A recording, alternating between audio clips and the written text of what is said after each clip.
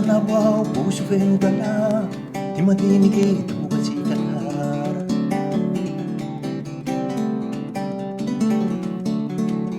Ruja na wao puso venugala Timadini ke chimisi te halala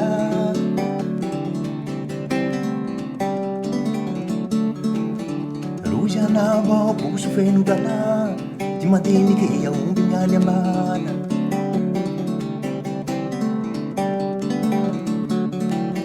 Rujana wao puso venugala Risu risu kuli kuli Ampiza ye Ampiza ye Ampiza ye Ampiza ye Ampiza ye Ampiza ye Ampiza ye Ampiza ye Ampiza ye Ampiza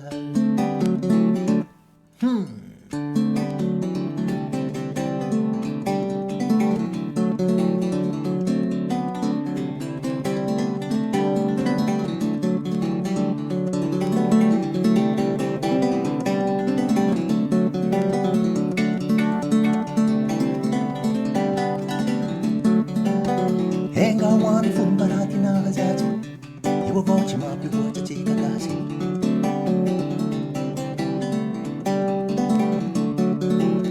Henga wani fumbarati na gazaji Fenu kusu motu mani kati kati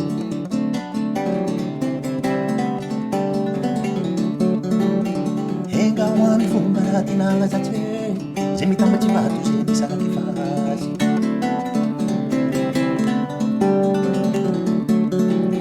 Henga wani fumbarati na gazache Mitara inyi fuku nulu Ampiza ye Ampiza ye Ampiza ye Ampiza ye Ampiza Ampiza ye Ampiza ye Ampiza ye Ampiza ye Ampiza ye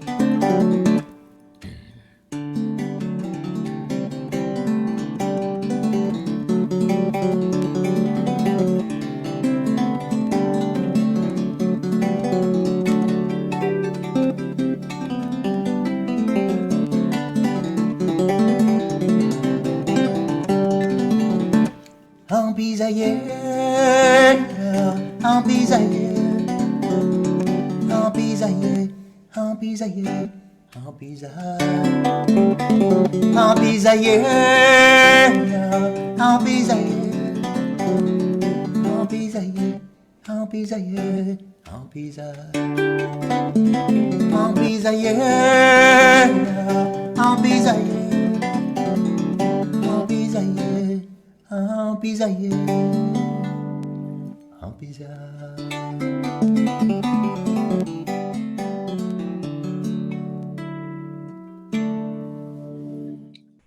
Wonderful. Thank you, Kilema, for that wonderful rendition. It's unfortunate that we had an earlier audio difficulty, but Kilema Clement, an international musician from Madagascar, performing there for you. He's a vocalist, composer, and multi-instrumentalist. So, well, let's get to the heart of today's webinar. Today's discussion will be about 55 minutes long, or to about an hour. I've been informed that we have attendees coming from 30 countries today. So I'd like to welcome all of you. And some house rules before we start. We would like this session to be interactive, and I encourage you to submit your questions for our panelists by clicking on the Q&A button.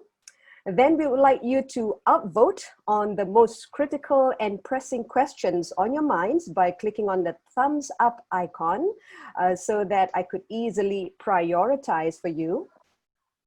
And so now let's get down to business. The COVID-19 pandemic has brought the world's economy to its knees, and businesses big and small have not been spared. Entrepreneurs and startups like you and I are in dire need of protective measures and access to funding to reinforce our endurance through this crisis.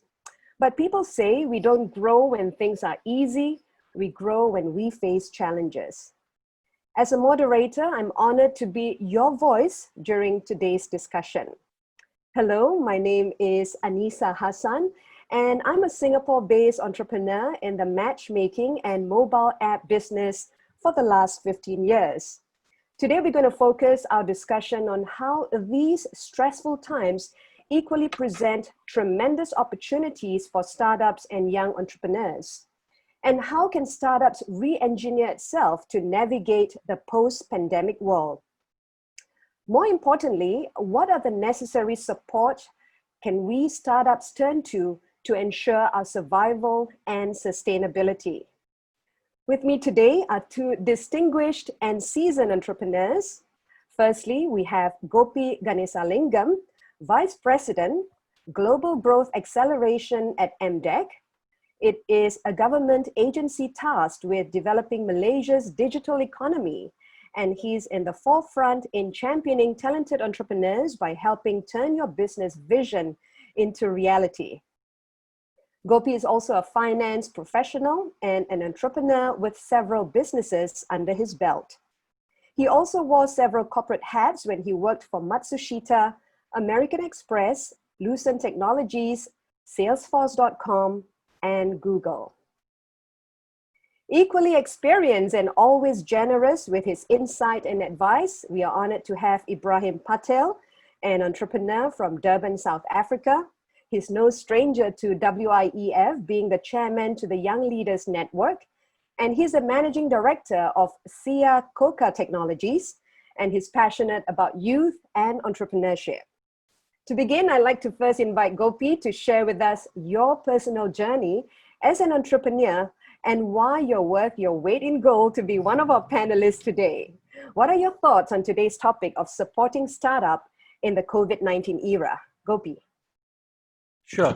Could somebody help me because I can't share my screen. I need permission to share my screen. All right, got it. Okay, let me just share a screen of mine to give you a bit of background. So this is me, Gopi Ganesalingam. I'm a finance professional. I was working for all Matsushita, American Express, Lucent, and Telstra, the line of finance and commercial for about 20 years before I decided to go on my own as an entrepreneur. It wasn't an easy journey. There was a calling for me. I was working in Australia, I was based in Sydney, and I was trying to come back home, which is Malaysia. And for some strange reason, I decided to be an entrepreneur. And when I read about Salesforce.com in 2006, that was the era of what we call on-demand technology. And it was not even known as cloud at the time. I was reading about it, taking a flight back, and I said, look, this sounds very interesting. Maybe I should be an entrepreneur. And sometimes there was a calling, and I met up with Salesforce in Singapore, and they were just starting. There were 4 people in the whole of Asia, and they were just starting, and they said, would you like to be the country manager for Malaysia? I said, no, could I have the rights? So yeah, so I dived in. I remember making this decision very, very quickly. I dived in within 3 to 4 months, set up a company called Lava Protocol, and then brought Salesforce.com into Malaysia. Well, it was very challenging. I didn't think I was made up for entrepreneurship at that time. Anything that could go wrong went wrong. Anything that couldn't go right never went right. And so it was challenging in the first few years. Challenge was because nobody understood the cloud technology. And from 2007 right up to 2010, I had about 4 or 5 clients, and MDEC was one of them. So there were a few who understood, but there were a lot more who didn't understand. It's only after 2010 things started changing, and people were beginning to adopt cloud, and Salesforce became popular. And at that time, things were very tough. We didn't have the kind of ecosystems, digital hubs, the kind of funding that we have today. So I had to sell 2 houses to fund my business and to take it to where it is today. In 2014, I restructured the company. I became a minority shareholder. And that's when I had a calling from MDEC to say, look, Gopi, we want an entrepreneur to run a program called GAIN, Global Acceleration Innovation Network. It's about identifying good entrepreneurs. It's about talking with them, It's about bringing them up to be a global player. And yeah, so that's how I ended up in MDEC. I went there to do national service for 2 years, but I'm now on my 6th year of national service. So I started off in GAIN, but today I look at a portfolio at MDEC that is end-to-end, right up from digital hubs where we identify potential startups, right up to Series C and for bigger companies. So it's the whole ecosystem of startups. It's about managing the companies. It's about funding. It's about amplifying our success story. It's about building a global network for market access, bilateral market access. And that's the entire ecosystem that I work with within MDEC. And so my friends are the industry people. My folks are industry people all over the region. So yeah, that's about me in a nutshell. Go back to you, Anisa.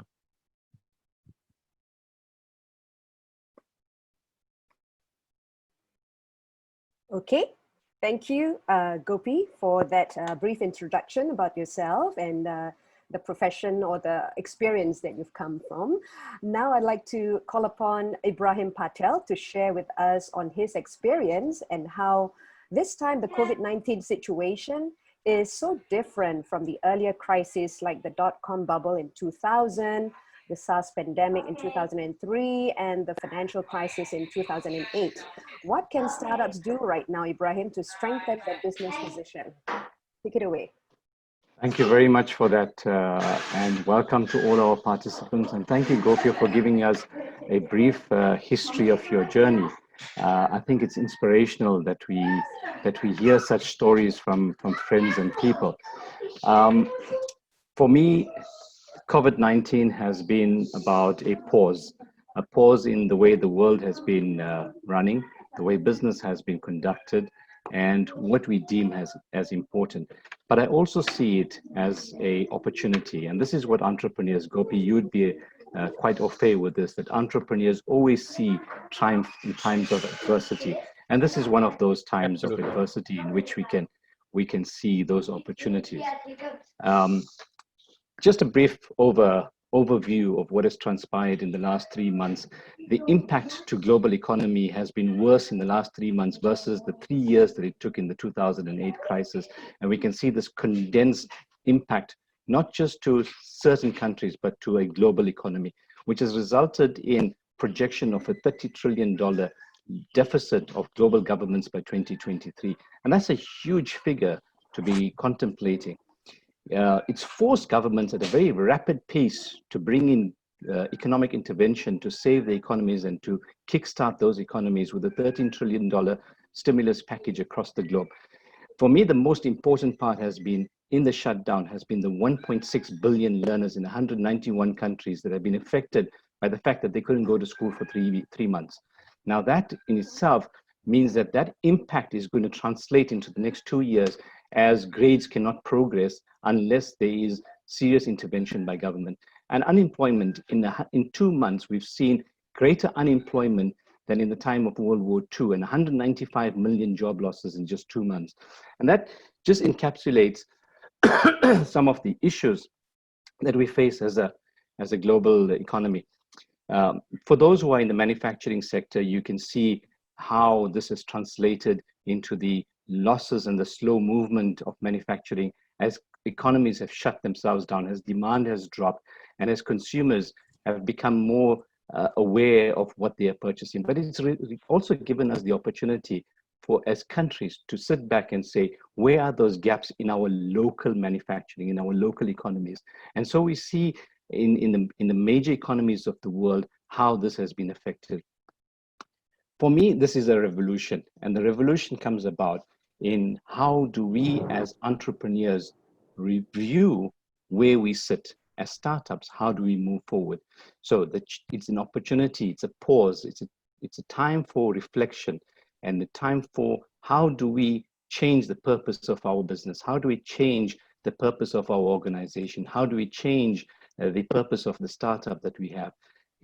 This pandemic has also given us the opportunity to reflect on those that are vulnerable in our society. And how do we change the purpose of our startup or our business or our entrepreneurial thinking to also assist the vulnerable in society. So for me, this is an opportunity to review the purpose of the organization. It's also the opportunity to pivot the organization as well, or the business, or your startup. How do you pivot it? And some of the examples we've seen, global fashion houses, because of the lack of demand of fashion over the season, have now started manufacturing face masks and PPE just to run those businesses and keep them sustainable. We've seen Formula One racing teams re-engineer their processes to start making ventilators, which is in great demand. So how then do you pivot your organization to take advantage of the demands that have come about by this pandemic and the changes in consumer demand as well? And that needs agility in the organization. It needs agility in the entrepreneur. Excuse me. It needs agility in government as well. And how agile are governments? We are now seeing that there is a greater trend towards government and the private sector working together, not just government and private sector in a particular country, but governments across the world are now working together. So as an example, I would give you, in Africa, we have created an Africa PPE procurement portal, which all governments on the continent have subscribed to. And any supplier can access that portal and see which government requires particular PPE and how they are able to supply it. So it's now created opportunity for small businesses as well. It's also given us the opportunity to refocus and concentrate on the demands that will be existing. So as we see, for example, as people are afraid of going to restaurants and standing in queues, there's now this need for accelerating home deliveries. Possibly in the African context, we haven't had a great demand for home deliveries. Now we are seeing a greater demand for home deliveries. And so we will see newer trends, and the newer trends would come about in terms of the demand for digital payments, the demand for digital cashless society. People would be afraid of certain things, and within those fears would come the opportunity for the entrepreneur. Give consideration to the fact that you will see a rise of millionaires. And this is a term that has come about that is the opposite of the millionaire. The millionaire is those that would be in the middle income, the middle class, that would, because of the effects of the economy, have zero now. Their net wealth has become zero, and it will continue as a trend for the next 1 year. The result being of the unemployment that has increased, or of companies scaling back, or job losses, or scale back on salaries as well. So where would the opportunity come from for the startup within those millionaire, the rise of the millionaire? And I think it's also the opportunity for the startup to rethink what the value proposition is. Capital and equity is no longer going to be chasing the capital value of the company, but it's going to be chasing the sustainability. If you want to draw on equity, or if you want to draw on capital partners, they are now going to be looking at the sustainability of your business. And you now need to drive the revenue of the business to create long-term sustainability and long-term generation of that business, rather than chasing the pure capital equity valuation model. And it's going to demand greater collaboration. Collaboration not just across sectors, but across verticals and horizontals as well. And I think that this is going to create a great deal of opportunity, with particular emphasis on Southeast Asia, as we can see out of this particular slide, where the opportunities have come from. And for me, in terms of thriving in adversity, there's nothing better than to look at the fact that Alibaba came out of the SARS epidemic. Its growth came out of the demand of people needing to stay at home, but yet continue purchasing. Organizations such as Groupon came out of the 2008 crisis because businesses needed to get rid of their stock. And so we see always that there has been this great opportunity that has come about within the crisis. And finally, always believe that just beyond the shore waits an ocean to explore. And if you stand today thinking that COVID-19 is the end of the world, it's actually the start of the new world. It's the start of a new way of doing things. It's the start of new opportunities. And I'd like to leave all our entrepreneurs with that little positive message to say that let's look for the opportunities that would come about from this adversity. Thank you. All right.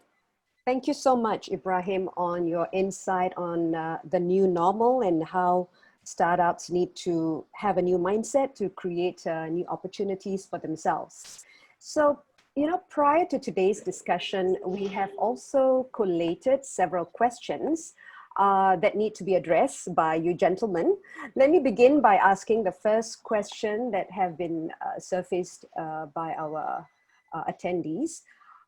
Would a greener or social entrepreneurship business model better the chances for startups and SMEs in procuring government funding and survive the post-pandemic economic period? Gopi, can I have your opinion on that first? I think definitely, most definitely, this would happen. And I think at least in Malaysia, we're seeing this happening already. We're seeing a lot of social enterprises coming in to resolve the problem statements that the society has, whether it's in terms of food, whether it's in terms of employment, whether it's in terms of transportation, whether it's in terms of housing. We see a lot of the social enterprises coming in a very big way, and we're very happy to see some of them. I've got self-sustaining models that are coming out pretty quickly. I was on a mentorship program with the one social enterprise that helps cook home cooked meals, and these home cooked meals are cooked by refugees, and you know, the business just scaled up because there was a high demand for home cooked meals. They were plugged into a delivery system, and guess what? And I was so shocked. And I asked them, you know, startups have got very short runway for cash. What is your burn rate? And I was pleasantly surprised to hear that their reserves were for 12 months. So they could go on without any revenue for 12 months and yet sustain. So we're seeing some wonderful social enterprises flourishing under these circumstances, and the Malaysian government is actually helping these companies in terms of funding and surviving the post-pandemic economic period. Okay, that's very heartwarming to know about how social enterprises have flourished. Ebrahim, what are your thoughts on that as well? I think that Gopi has very eloquently put it forward that we require a rethink of the way business operates, that business does not operate in isolation, but as part of society. So whichever business that you are in, it always needs to have an aspect of a social responsibility to it, not just whether it's a green business or a traditional business, but every business needs to have an aspect of social responsibility. And I don't mean it in a CSR perspective, as Gopi's pointed out about the feeding of refugees. And this has become a great opportunity as well, that the refugee population of the world is such a large population that it is overlooked as a consumer population as well. So for instance, being in the tech company, we are thinking about how can we bring access to broadband to refugees so that they can communicate with their families back home during this crisis. And within that lies opportunities. So I think that social entrepreneurs are a balance between what business has done, what government needs to do to look after society. Within those over there, the social entrepreneur exists as a balanced medium between the two. And I think that there's a greater opportunity for social entrepreneurs. Okay, thank you. Now, the next question is globalization or global trade an advisable route for SMEs and startups post-pandemic, or should they focus on regional and national trade? As you know, startups would always want to have a big vision for themselves, but where do you think they should go right now? The regional, national route or the global trade route? Gopi? Yeah, so SMEs have always been an important contributor to any nation's economy. Usually, yes, SMEs are the bulk of the GDP. However, we have learned that during the COVID-19 pandemic worldwide and the recent lockdowns have changed what is the norm and requiring SMEs to be highly adaptive. I'll give you an example. When the MCO was announced on March 18th, the Movement Control Order in Malaysia was announced on March 17th. That March 18th, there'll be a lockdown. We don't think it'll be this bad, but a lot of the SMEs were caught off guard because they had to close their shops. They had no way of conducting the business. Revenues were stopped. But on the flip side, and as Ebrahim pointed out, entrepreneurs always see an opportunity. An opportunity to see how they can pivot the model. What we saw on March 18th till March 20th in MDEC was the industry coming forward to tell us at MDEC, hey, you know what? We can offer this to the industry. We can offer this to the SMEs. We can offer this to the government, and at pro bono because they wanted to help. And we saw solutions that were for contact tracing. We saw solutions for logistics. We saw solutions for farmers getting trapped with not being able to sell their vegetation. We saw solutions for e-wallet. We saw solutions for artificial facial recognition to be able to track the people who have been probably infected with COVID. So this is how the whole world began to change. There was a Harvard review 2025 in 2020. The whole world began to change in the matter of 2 weeks. The customer behavior changed, our thought process changed, the way we procured changed, the way we paid changed, the way we stayed at home changed. Everything changed in 2 to 3 weeks. So, and I think the biggest lesson that we have learned is SMEs need to adopt, SMEs need to change, and SMEs need to go digital. And when you go digital, you don't need to confine yourself with just one country, because when you're on a digital platform, you become borderless. The whole world is your marketplace. So yeah, so my advice to the SMEs is to go digital. My advice to the SMEs is to understand what you're selling, who your customers are, and take advantage of the global markets. And I think that is going to the future. SMEs will be servicing the global market. It's going to be very competitive. It's good for the consumer, but the SMEs have to wake up and say the world has changed. May I offer a slightly different perspective from the African continent? Please, Ebrahim. Please. Governments have realized globalization has also created weaknesses within local economies, as manufacturing is now dependent on importation rather than local manufacturing. And so when we had the lockdown, we found that critical elements within the local economy were not being able to be supplied because there was no importation of those goods that were coming in. So startups need to also take consideration of the fact that this pandemic has resulted in at this present moment in time, 60,000 ships laden with goods are stuck on the high seas because they can't enter ports.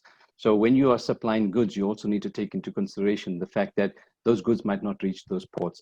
So I think the opportunity lies at this present moment in time, particularly on the African continent, for local and regional trade and intra-regional trade rather than purely global trade. And so the opportunity has been created for local manufacturers, and government has put a lot of financial intervention into the local economy to almost a huge stimulus package that is probably about 50% of our GDP has been put into a stimulus package to create opportunities for SMEs to enter into local production and manufacturing facilities to feed the demand that is there at present. We only just opened up our major port. I live in the city of Durban, which is the largest and busiest harbor in the whole of Africa. 70% of all intra-regional trade comes through our port, and the port has been shut for 3 months, which means that no goods have entered or left the port except the critical goods that have entered, particularly PPE goods. So for me, the opportunity would lie more in local demand and local manufacturing at this moment in time, rather than considering the global, given the circumstances that we face currently. Right, Yes, great. Ebrahim, yeah, that's a good way of looking at it as well. But again, I think as the markets open up, competition will creep in, global competition will creep in. Right. I think one of the other important questions that are on the minds of many startups is, the support that they're looking for. So right now, what are governmental regulations and policies that can benefit startups and SMEs post-pandemic? And Gopi, you're from Malaysia. Can you share with me from your perspective in Malaysia? Okay, let me just share with you a screen. Okay, someone enable me to share the screen, please. Yeah, there you go. 1 minute. All right. Can you all see my screen? Yeah, there you go. Go to the next page. So I just want to bring your attention to what we did when COVID was announced in MDEC. So MDEC has always practiced business continuity process, BCP, even before COVID, we even knew about COVID, we've always had a BCP plan. But come February 2020, when we realized what was going on in the region, what was happening in China, and it was trickling down, we activated our BCP plan.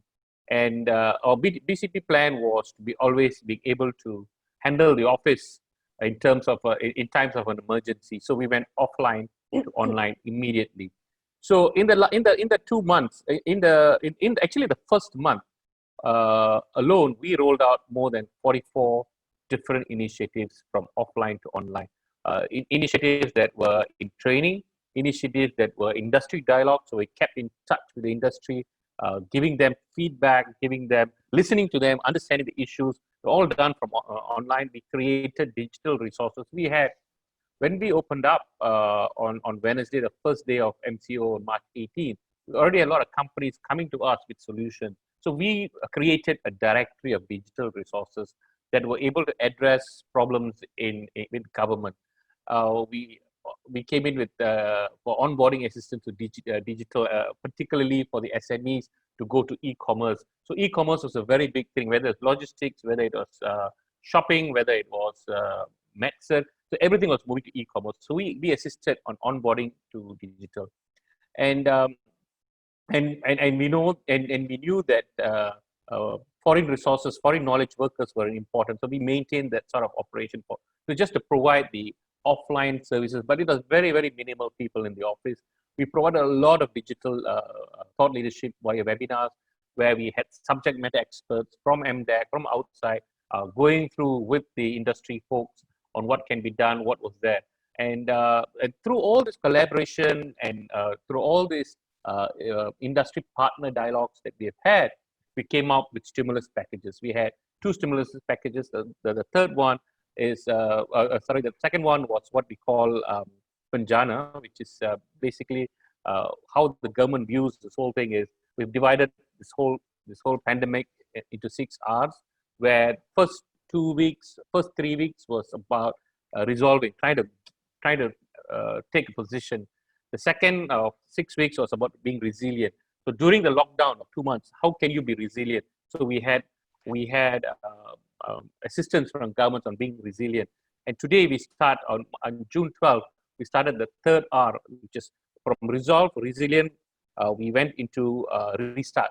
So our current stimulus package is about how do we restart the economy. And so we've got tons and tons of programs that are coming out. And as far as startups are concerned, we've got 16 different sort of stimulus package, right from training, onboarding, working from home, tax relief, funding with very, very special rates, e-commerce, it's job portals. So all these have started coming in, and it'll take shape from July 1st. So this is the way we are planning to restart the whole entire economy. And everybody now knows it's a fact that the digital economy is the economy to move forward. So during that 2 weeks as well, what we did is we moved our entire, so the division that I lead is Global Growth Acceleration. It's about being a global player from Malaysia. And so we went online for our market access programs. We had 9 market access programs that went online, and we churned out pipelines from an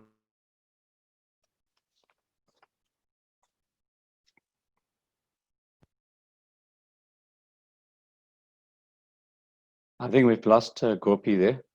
Yes. So we've lost Gopi. I'm sure he will come right back along. But maybe we can get, Ebrahim, your views on what are some of the resources that you think are available for startups right now if they need to seek the support that they have been looking for? Well, I can't comment on the Malaysia perspective, but I can give you from other countries. So when you ask the question about government stimulus packages, we've had various governments across the globe come up with different stimulus packages. There's the whole German story, the European story, the American story. There's various different interventions that governments have come up with. And I think that what we require is not just monetary stimulus packages to assist startups, but we require policy stimulus packages. And that goes to Faiza Jaffer has asked the question online as well. What non-monetary policies should government come up with? And I think that what we need to consider is the fact that this pandemic has not just given us the opportunity to reflect and stop, but it has also accelerated the jump into the access to technology, the jump to the next wave. You know, we've spoken about 4IR, we've spoken about technology, we've spoken about digitalization, but governments themselves have not really understood that the opportunity that comes out of this jump. And so this has accelerated that jump. It was coming. We would have taken it, as Gopi said, 2025, we might have gotten there, but it has gotten us there a lot faster. It's now created that platform in which we need to then thrive in. So for instance, who knew that Zoom would become the most downloaded app within 1 month? Who knew that even House Party has now become a central point of communication for companies and corporates? So it's accelerated that jump into technology. And I think that governments need to come up with policy positions that allow startups to have rapid access into technology systems, to lower the sort of barriers to broadband access, to create opportunities for access into markets. So for instance, more online portals that are communal portals for collaboration between government and SMEs, allowing SMEs to bypass all the bureaucracy that comes about with dealing with government. So for me, what this has brought about is the fact that we've had too much of bureaucracy in the economic system, and we need to cut out a lot of the bureaucracy. It's shown us the weaknesses that companies have had within themselves and the redundancies that exist within policy systems. So how can we, as rapidly as governments have moved, and I've never ever seen within the economic history of the world that governments have moved within a period of 1 month with such large stimulus packages to revive the economies, have dumped so much of money into the economies and into policies or interventions that allow businesses to survive, especially large businesses. We haven't seen the bailouts of the 2008 crisis, but that is yet to come as well. So if governments were able to move with such speed within this pandemic, what stops them from moving with such speed during normal times? And so I think that a rethink of the policies of government is what's needed to create the platforms for SMEs to thrive. Okay, thank you, Ebrahim, for jumping in. Gopi, Yeah, so we sorry lost about you that. I think halfway. I had probably. Yes, So I so was we talking wanted, to myself. I was talking to myself for a long time then. I wanted to give you the opportunity to jump back to your screen and also ask you this question, whether those packages and those support that you mentioned earlier, are they meant only for the Malaysian startups? Because it sounds like good news for them. How can startups, because we have startups from 30 countries right now, how can they also benefit from any of the matching, equally relevant organizations from their own countries? Right. So unfortunately, it is only for the Malaysian based companies that we are offering these stimulus packages. So obviously we're headquartered in Malaysia. It doesn't matter what nationality.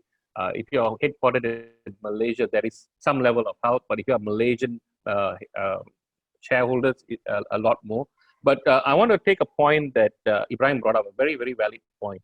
And he said that the lack or the bureaucracy from government has moved away during this pandemic. We saw government, and he's hit the nail on the head. We saw governments move so far, rolling out stimulus packages, not just rolling out stimulus packages, they were able to roll it out in a fashion where there was no physical connectivity. Everything was done via online. And I just want to cite that was very, very, that was a good fresh breath of fresh air for all of us, that the governments are moving that in that speed and in that manner. So some of the things that the Malaysian government, and I think I probably missed it, must have been talking to myself, that we did for this period where we're restarting the economy is in terms of finance. We are looking at SMEs. We are focused on SMEs, trying to see how can we refinance them? How can we reskill talent? How can we upskill talent? can we come up with job portals? Because there are a lot of new jobs being created as well in terms of the digital and fourth IR. So how can we reskill? What do we do with the hoteliers and the customer service folks that have to be reskilled and trained and put them on it? So those are kind of the portals, kind of incentives. The gig economy is going to be very big. How can talent from Malaysia be part of the gig economy, the global gig economy, leave alone just Malaysia? So we're working with for accelerated payments from established companies. So a lot of focus in terms of how the cash moves within the ecosystem, particularly for the SMEs, is what this new stimulus package is all about. All right. Now we've come to the fourth question that was raised much earlier. So I would like to hear both your thoughts, but very briefly and to the point. What should be the three best ways? Let me rephrase that. What should be the three best ways to maneuver post-pandemic economic slump for startups and SMEs right now? Ibrahim. A very difficult question, because each country and each society has got different demands and different needs. And I think what startups need to have, and this is probably common across all, is the ability and the agility to move with speed where the demand comes about.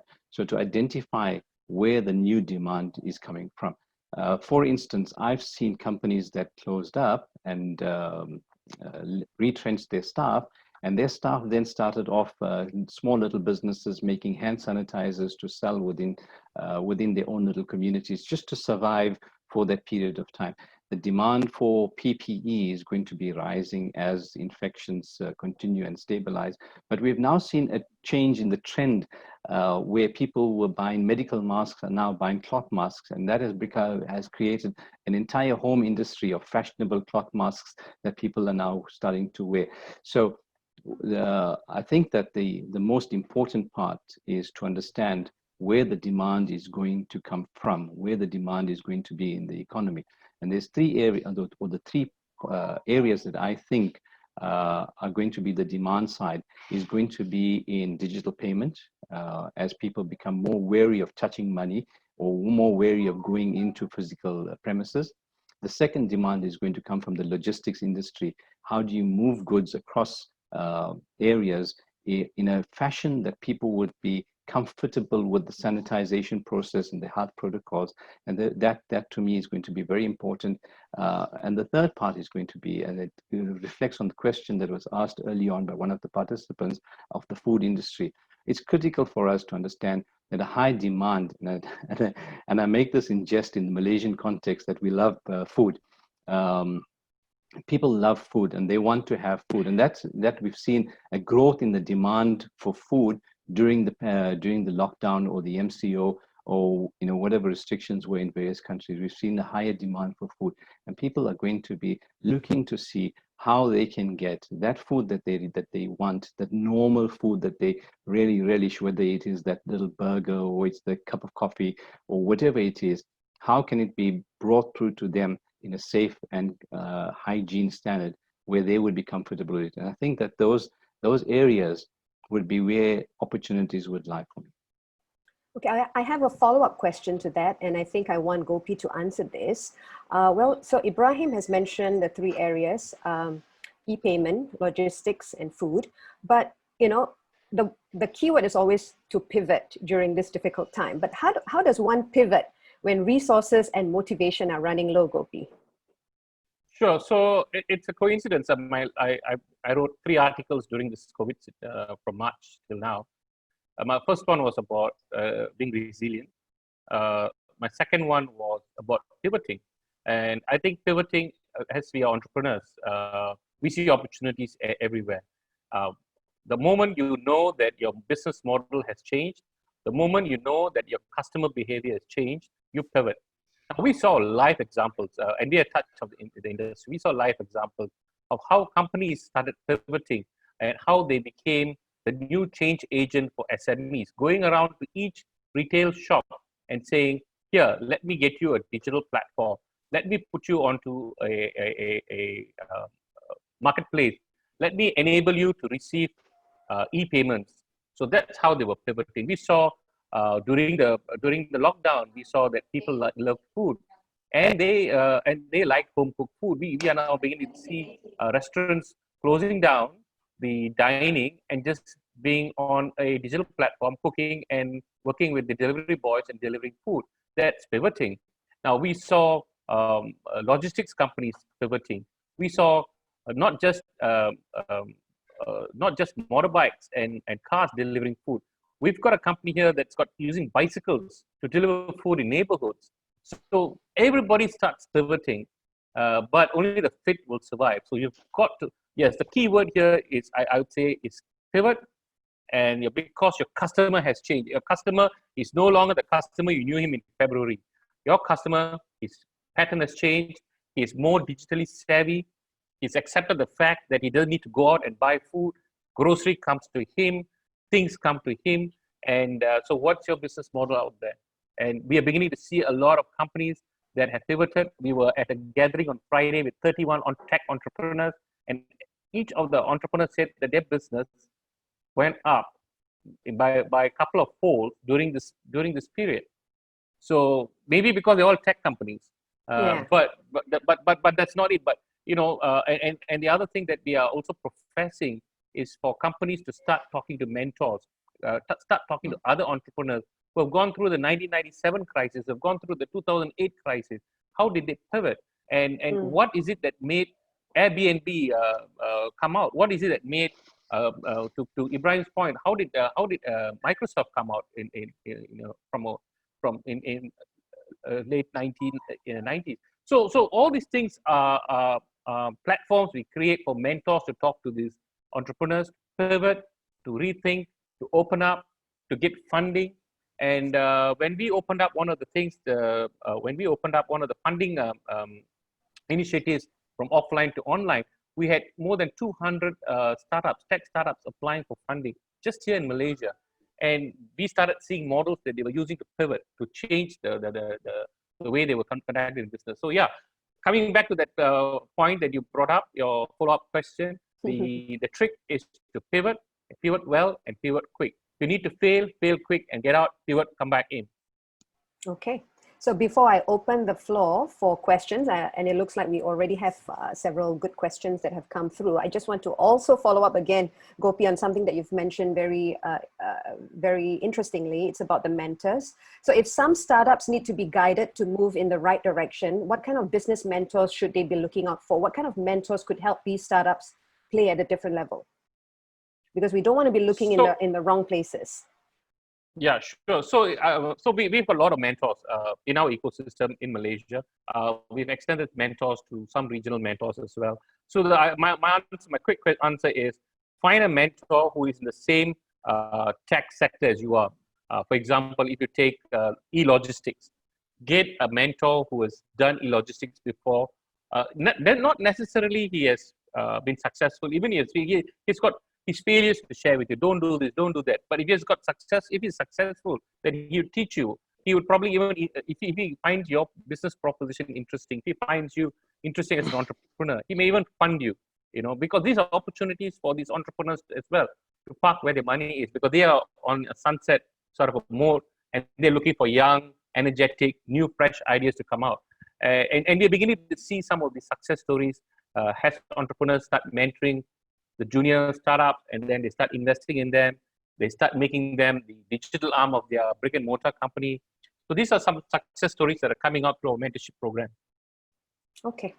So now, I think oh, yes, go ahead. If I can add to Gopi's key word of pivot is also collaboration, and we're going to see greater collaboration across verticals and across industries as well. So I think that if a startup is looking at resilience, it needs to look at collaboration as well to build that resilience. Okay. Right now we have attendees from 30 countries. I would like to encourage a lot more of you to pose your questions on the Q&A platform. I'll ask the most top-rated questions in just a while. You can upvote your favorite questions by clicking on the thumbs up icon. And so let me see, and I think we've answered him. We've answered Zuraini's question. Yeah, we've answered Zuraini Awang Basar's question. Okay, let's ask this question now. In your experience, what are the best 3 practical steps to remain resilient during this shaky economic times? I guess, how does one know when to keep moving or when to stop? What are the ways that practical steps for us to forge ahead? Ebrahim. The question would be is not just the practical steps, but the reason to remain resilient, and what would you do to remain resilient? So as much as we concentrate on the economic period and the revitalization of the economic period, the attendees asking the question on, for me, the 3 practical steps would be to make certain that the business has understood the demand that would exist, the change in the consumer behavior.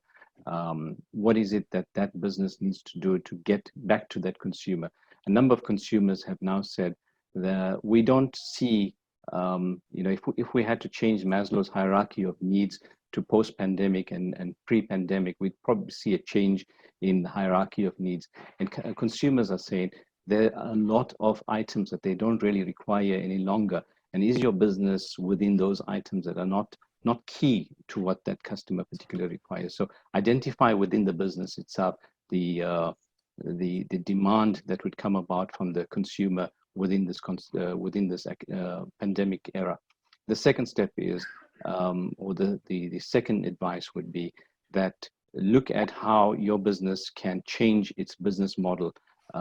Whether it needs to be an online presence. We've seen online become so easy to the extent that, I wrote a paper in 1999 on bricks, clicks and mortar. And at that time, the business model was about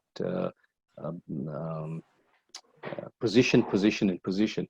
Today, it's about how high the ranking would be on Instagram. And it's as easy as opening up an Instagram account that has changed the way the business model is operating. So I think within those bits of advice would be the resilience that can be built into businesses. Okay, and Gopi, would you like to add anything on that before I go on to ask the next question? I think being resilient, it's about, and I agree with Ebrahim, it's about understanding your customer behavior, it's changed. But most importantly, is to focus inward as well. Look at your business again. And very important is the cash position. What's your burn rate? Which are the areas you could do without? And these are painful decisions you have to make, whether it's staff, whether it's office. So being resilient is also looking at a cash position to see what is realistic, and being able to tap into some of these relief funds or into loans to see how you want to pivot. Pivoting is also going to cost you money. It's about innovation, it's about marketing, it's about coming back.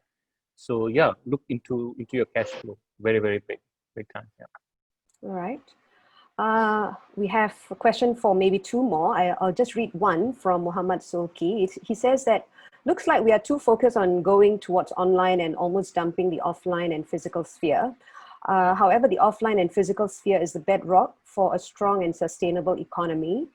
Should we not just put too much of our focus into going towards online, but at the same time looking how pivoting towards online solutions will be able to enhance and sustain growth and go offline and okay, I'm confused now.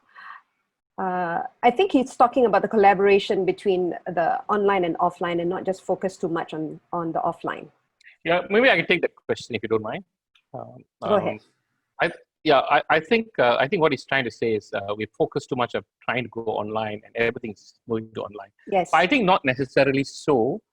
It will turn to a hybrid model as customers' behavior changes again, as we come out of this pandemic, as things go to almost near normal, because that's a new normal that's been set. We can't deny it.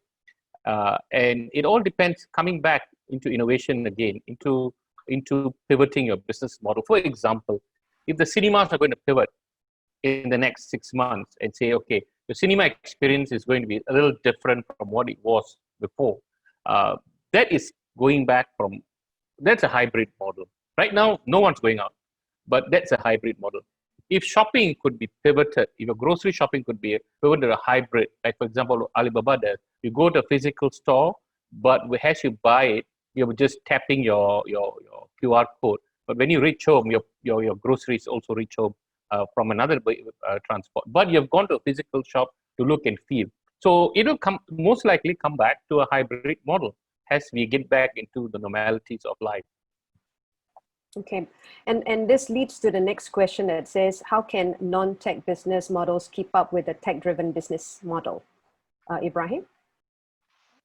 I think, let me just go back to the question that was earlier on the physical presence.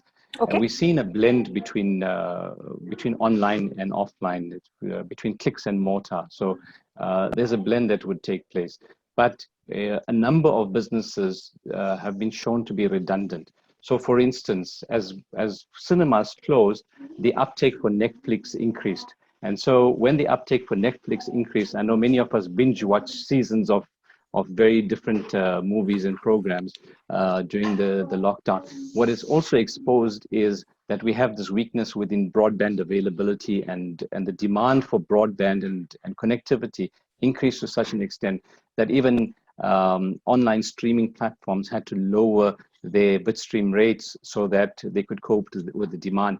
So for me, there's going to be a blend, but it's going to also expose the redundancies within those physical environments.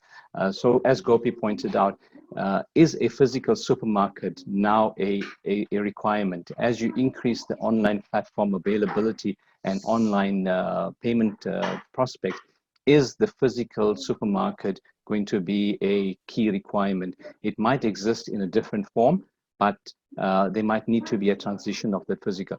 In an advanced economy or an advanced technology economy such as Southeast Asia, these might already be in existence. But in an African context, we would still see the physical supermarket remain, the physical presence remain of certain stores because of access or lack of access by a large portion of the population to the online presence. So we would see that blend taking place. Going to your question of, sorry, just repeat the question that you had on the technology aspect. I think, the technology is how, okay, let me see, where is that question? How does a non-tech business models keep up with the tech-driven businesses? It's going to be difficult. As tech businesses start increasing and tech businesses are able to leapfrog themselves between platforms and across, as Gopi pointed out earlier, that with an online presence, the board is now a borderless, timeless, and monetaryless economy system. So unless that non-tech company can physically contain itself and adjust to the consumer demand, it's going to find greater competition from those companies that have adopted tech already into them. All right.